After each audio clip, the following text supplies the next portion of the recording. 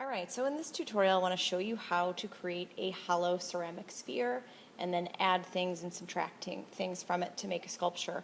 A few things that you may want to start out with. If you have access to clay tools, really the only things that you're going to need are a pencil tool and then just a regular wood tool. If you have a fettling knife, in this case I am using a butter knife. Okay, so speaking of using other tools for different reasons, if you don't have a fettling knife or you're working from home and you don't have clay tools handy, you can use a regular butter knife, you can use a regular fork and a spoon. An additional bonus, if you've got one, is if you've got like an offset spatula or like a cake froster, then you can use that as well. So I want to show you how to use a regular fork, knife, and spoon that most people have in their household, whether they're metal or plastic. Doesn't really matter, but I want to show you how to use these tools to create a clay sculpture, just in case you don't have other tools accessible to you. A pencil is also going to be a good tool to have if you do not have a wooden pencil tool. Alright, so I started off with a chunk of clay here. This is probably about 6 inches in length, okay, and about 2 inches in depth and width. So it's just kind of a rectangular prism here. So to make a sphere, a good sized hollow sphere, I'm going to cut this in half. And then I'm just going to set this half aside out of my way. And then I want to make my hollow sphere out of this half. Okay, so I want to cut this in half again. Okay, and then I'm going to set this aside and start working with one piece at a time. So I want to turn my little cube here, a rectangular prism, into a sphere. Doesn't have to be a perfect sphere. Get it as close as you can.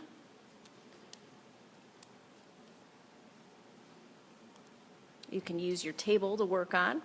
And speaking of tables, if you're working at home and you don't want to work directly on the surface you have available to you at home, you can put down just a regular piece of paper to work on. If you've got a piece of canvas, you can use that as well. Otherwise, unless you have raw wood that's untreated or unfinished, you should be okay to just wipe your surface down when you're finished. Okay, so I've got my sphere. I want to make a very simple pinch pot first. Okay, so I'm going to hold my clay in one hand, and I'm just going to push my thumb through with the other. And I don't want to go all the way through. I just want to make a little indentation, okay? So then with my thumb back into my, I call it the little rabbit hole, okay? If I put my thumb back into the rabbit hole and I take this and I pinch all the way around, okay, to make this opening larger. In order to do this kind of properly, I want to keep my fingers pretty rigid and pretty straight. So I'm going to press and turn, press and turn. When I used to teach elementary school, we would make a little alligator face, a little alligator jaw. So you don't want to do this, you want to do this. So I chomp and turn and chomp and turn. Okay. And kind of the sort of rule here that I usually use is that you don't want your pinch pot to be any thicker than your thumb or any skinnier than your pinky, okay? So think of it like the hang loose, right? So if my walls are thicker than my thumb, I may want to pinch a little bit more. I don't want to pinch anything skinnier than my pinky, okay? So if we're using measurements here, I would say you don't want to be any thicker than like 3/4 of an inch. You don't want to be any skinnier than 1/2 of an inch. Okay. So I've got my pinch pot here. This is looking pretty good. Also, the thing to remember is that I've pinched all the way down here in the base, so I don't have this thick chunk of clay at the bottom. My walls are the same thickness going from the base all the way up to the lip. Okay? So I have my pinch pot. I'm going to set that to the side, and now I'm going to make my second pinch pot. So I want to start out with the sphere.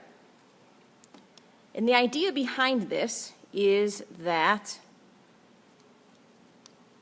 you're making two spheres that are, you're making two pinch pots that are equal in circumference. They don't have to be equal in height, although if you have portioned your clay out properly, it'll be close to about the same height. And then you'll put the two halves together like a coconut, okay? So, again, taking my thumb, poking it through, making sure I don't go all the way through, but close enough to the bottom. And then here comes my alligator mouth again. I'm going to chomp and turn. I always used to say alligators don't nibble at their food, they chomp down. So make sure your thumb is all the way down at the bottom and you are chomping and turn. And notice too, once I can get both of my thumbs in there, that you can utilize both of your hands if you'd like. Okay, so notice that my lip is a little uneven here. That's not a big deal. I can just tap that gently on my table. Okay, so every now and again I want to check the circumference of this to make sure it fits. I'm close, but this one's a little bit smaller, so I want to just kind of stretch that out a little bit. Okay, and I want to flatten the lips of both of my pinch pots. Okay, so there's that. These two, when you put them together, they should fit together. If you have this little indentation here, that's not a big deal. We're going to get rid of that in a minute. Okay, so if you have a fork, you can score the lip of your pinch pot. Scoring kind of acts like Velcro, so it helps keep your pieces together, helps them stick together. If you don't have a pinch pot, you can use a wood tool and scratch it like this. Or if you don't have a wood tool, you can use a pencil and scratch it like this. Okay, now obviously it's a little faster with the fork, but you use the tools you have and you problem solve along the way. That's part of being an artist.